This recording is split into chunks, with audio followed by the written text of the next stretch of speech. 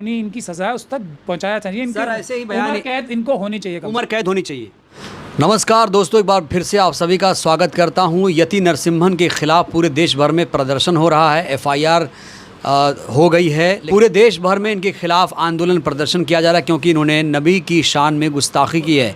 इसी मुद्दे पर बातचीत करने के लिए आज मैं मौजूद हूँ बड़े वकील महमूद प्राचा जी के पास। प्राचा सर, बहुत स्वागत। यति नरसिम्हन की गिरफ्तारी नहीं हो पा रही है, क्या कहेंगे?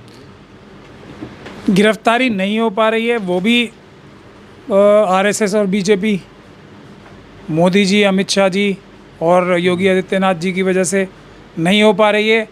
होगी तब भी इनकी वजह से होगी, किन धाराओं में होगी तब भी इनकी वजह से होगी। महत्वपूर्ण बात यह है कि जितना बड़ा कोई अपराध करे उसके खिलाफ उचित धाराओं में, प्रॉपर सेक्शंस में एफआईआर दर्ज होनी चाहिए, उसकी फिर प्रॉपर इन्वेस्टिगेशन होनी चाहिए और पूरी ताकत लगा के फिर उसका ट्रायल अच्छा होना चाहिए और सज़ा मिलनी चाहिए जब कोई इन चीज़ों का फ़ायदा है। वरना बहुत बार ऐसा देखा गया है, और मैं तो हाथरस का केस का सबसे बड़ा एग्जांपल दे सकता हूं, जो इतना पूरा बहुचर्चित केस था। उसमें पूरी ताकत लगा के अमित शाह जी ने, मोदी जी ने, योगी जी ने उनके जो हाथरस की बच्ची के जो अपराधी थे उनको बरी कराया और पूरा केस जो है इन्वेस्टिगेशन भी ख़राब की और ट्रायल भी ख़राब करके उसको बरी कराने का काम किया। तीन लोग। आप जिस तरह से योगी जी, मोदी जी, शाह जी को जोड़ रहे हैं, लगता नहीं कि अब गिरफ्तारी होगी। गिरफ्तारी हो भी गई खुदा न खास्ता तो सज़ा तो मुश्किल है फिर तो।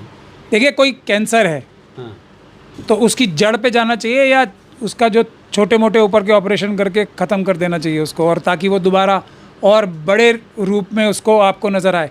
तो जड़ है आरएसएस, जड़ है बीजेपी और जड़ है इन सब नफ़रत की जो राजनीति की जा रही है। भारत का संविधान ख़त्म करके मनुस्मृति जो लाने की कोशिश की जा रही है, उसकी जड़ आरएसएस और बीजेपी है।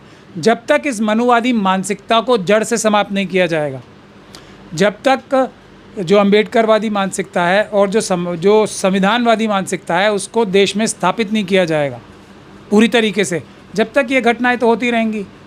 हमारी लड़ाई सोच से है, व्यक्तियों से नहीं है। इसीलिए यति नरसिम्हन जो है वो इतने बड़ा, उनसे कोई अपराध वो स्वयं नहीं कर रहे हैं, उनसे कराया जा रहा है।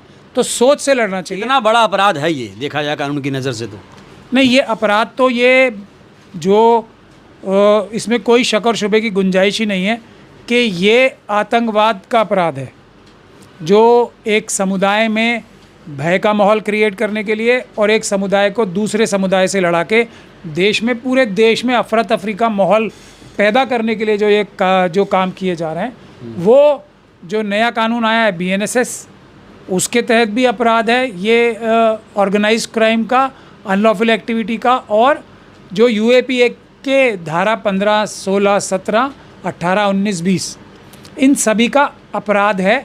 अगर इन धाराओं में और उसके साथ साथ कॉन्स्पिरेसी का, यानी कि आपराधिक साजिश का भी अपराध है, उन सभी आपराधिक साजिश करने वालों को जब तक गिरफ्तार नहीं किया जाएगा, इन न्यायोचित धाराओं में, इस केस में सिर्फ यति नरसिम्हन ही नहीं बल्कि बहुत सारा एक ग्रुप है, आप कह रहे हैं पूरा एक गैंग है, आतंकवादियों का गैंग है।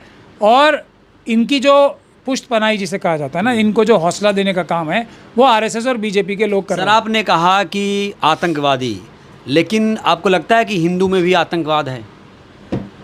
आतंकवाद तो कहीं भी हो सकता है, मुसलमानों में भी हो सकता है, सनातन धर्म के मानने वालों में भी हो सकता है, जो अच्छी कम्युनिटीज़ हैं, एससी, एसटी और ओबीसी, मुस्लिम, सिख, क्रिश्चियन, बौद्ध, इनमें भी हो सकता है, और सनातनवादियों में भी हो सकता है। आतंकवाद तो कहीं भी हो सकता है। ये जो उन्होंने किया है कृत्य, ये आतंकवाद की श्रेणी में आ रहा है, पूरी तरीके से आता है। लेकिन देखा यह गया है कि जो एससी, एसटी, ओबीसी हैं, मुस्लिम, सिख, क्रिश्चियन, बौद्ध हैं, इनके अंदर आतंकवाद की जो भावनाएं हैं वो कम पाई जाती हैं। जो सनातन धर्म के मानने वाले हैं उसमें आतंकवाद की भावनाएं जो रखने वाले लोग होते हैं वो परसेंटेज वाइज उनकी जनसंख्या के हिसाब से बहुत ज़्यादा होते हैं। ये है फ़र्क। सर, उन्होंने जो बयान दिया कि मतलब मैं तो बोल भी नहीं पाऊंगा क्योंकि उन्होंने लोगों की भावनाओं को आहत किया है, पुतले जलाइए, ये करिए, और तुलना कर दी, पता नहीं क्या क्या कहा, अरब का दरिंदा, ये वो, मोहम्मद साहब को लेकर जो टिप्पणी की उन्होंने, जब आपने सुना तो आपको कैसा लगा? क्योंकि बहुत सारे देश भर के जो मुसलमान हैं वो इससे आहत हैं, निंदा कर रहे हैं।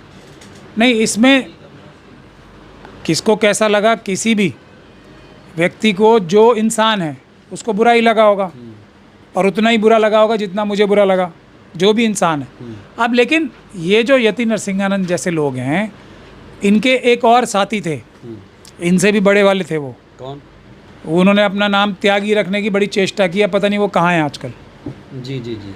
मैं उनका नाम नहीं लेता खलीस आदमी का। तो वो उन्होंने पूरी चेष्टा की, ताकत लगाई, इनसे भी ज़्यादा बदतमीज़ी की बातें कहीं।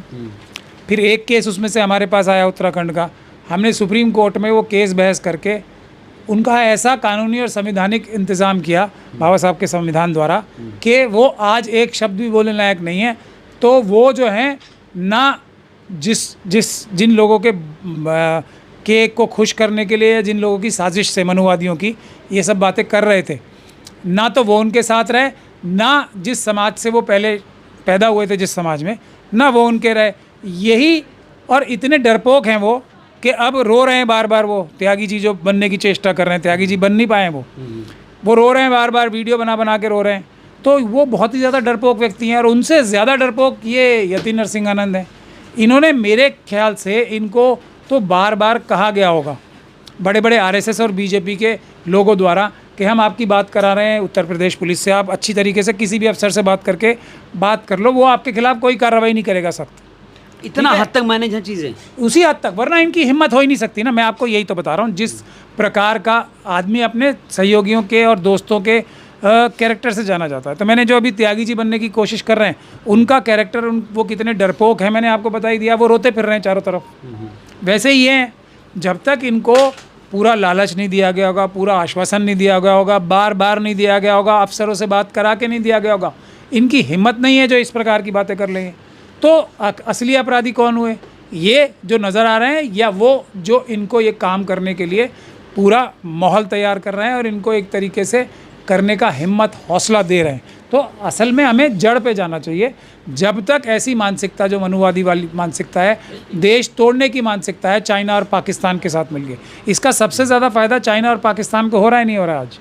चाइना पाकिस्तान को इस बयान से फ़ायदा होगा। सबसे ज़्यादा फ़ायदा कैसे? पूरे देश में। अब बताओ आप, इतने बड़े देश, संख्या में लोग जो हैं परेशान हो गए, दुखी हो गए, वो व्यथित फिर रहे हैं चारों तरफ। आपस में समुदायों के बीच में दुश्मनी पैदा हो रही है, सनातन के मानने वालों में और इस्लाम धर्म के मानने वालों में, और जो दूसरे लोग भी हैं जो इंसाफ पसंद लोग हैं, और जो सनातन के मानने वाले हैं, उनमें आपस में दुश्मनी पैदा हो रही है। तो ये देश के लिए अच्छा है, बुरा है?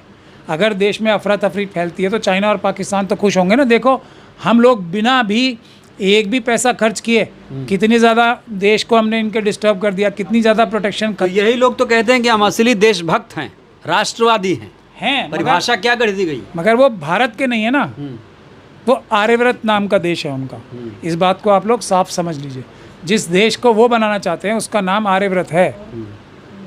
जो साध्वी प्रज्ञान सिंह ठाकुर पकड़ी गई थी, एक बहुत ही बहादुर और ईमानदार अफसर हेमंत करकरे द्वारा, क्या उसने इन्वेस्टिगेशन में निकाला था? ये भारत देश की सेना को एक हथियारबंद सेना से हरा के आर्यव्रत नाम का देश बनाना चाहते हैं, भारत का संविधान खत्म करके और मनुस्मृति लागू कर। क्या चाहते हैं, उससे फ़र्क पड़ना चाहिए हमें, क्योंकि क्या वो अपने मंसूबे में कामयाब हो पाएंगे? क्योंकि अभी संविधान हमारे पास है, बाबा साहब की वो सोच हमारे पास है। नहीं, अगर इस प्रकार के लोगों को कानून के न्याय सम्मत कार्रवाई नहीं की जाएगी तो उनके हौसले बढ़ते रहेंगे। और ऐसे देशद्रोहियों के हौसले बढ़ने नहीं देना चाहिए। उनको, जो इंग्लिश में कहावत है ना, they should be nipped in the bud होना चाहिए। और मेरे ख्याल से अब निप्ड इन द बड की कहानी तो से आगे बढ़ चुकी है कहानी।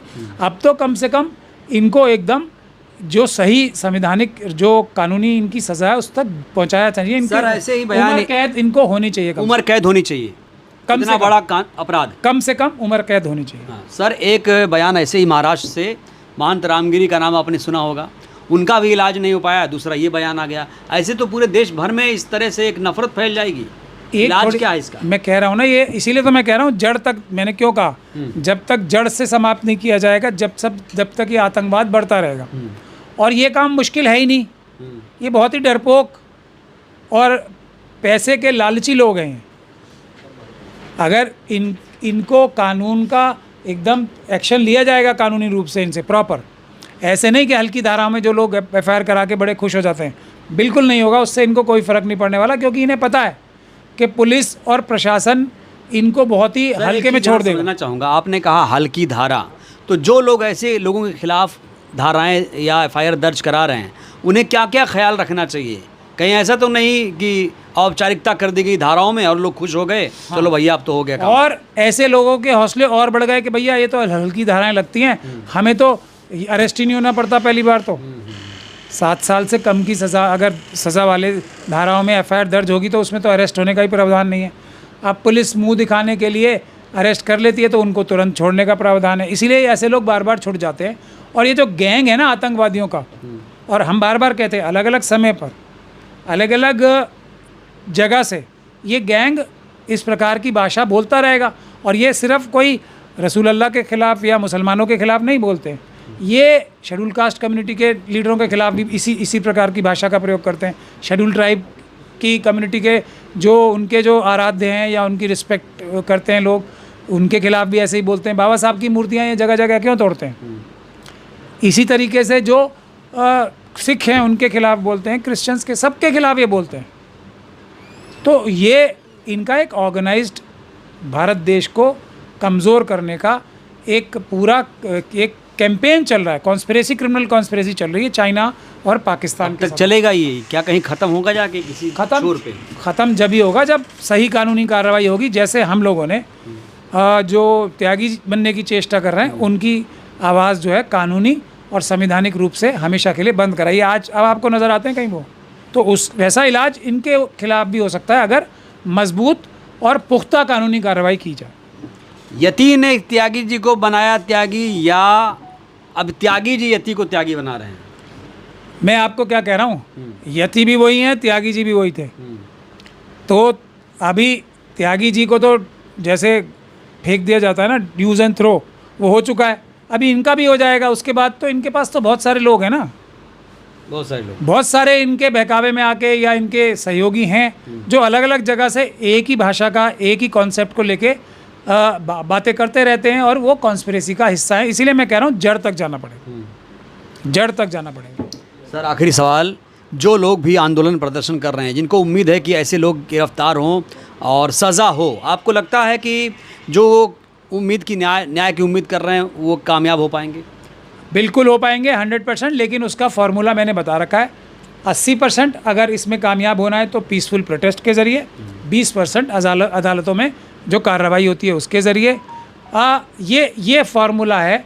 अगर इस पर अमल करेंगे, पीसफुल प्रोटेस्ट जो संवैधानिक आपका हक है, और अदालत में प्रॉपर कानूनी कार्रवाई, ये हल्की धाराओं में नहीं, तो इसीलिए, और फिर उस केस को करा के उसको फॉलोअप करना पड़ता है आखिर तक ले जाकर। एक हाइपोथेटिकल क्वेश्चन सर, जो कुछ हो रहा है देश में, जजेस भी हैं हमारे देश में, कई जजेस, सैकड़ों जज हैं, सुप्रीम कोर्ट है, क्या सुप्रीम कोर्ट या न्यायालय स्वतः संज्ञान नहीं ले सकते ऐसे लोगों को, एक वारंट जारी करें, भैया इनको गिरफ्तार कर लो, इन्होंने देश खराब कर दिया, माहौल खराब कर दिया?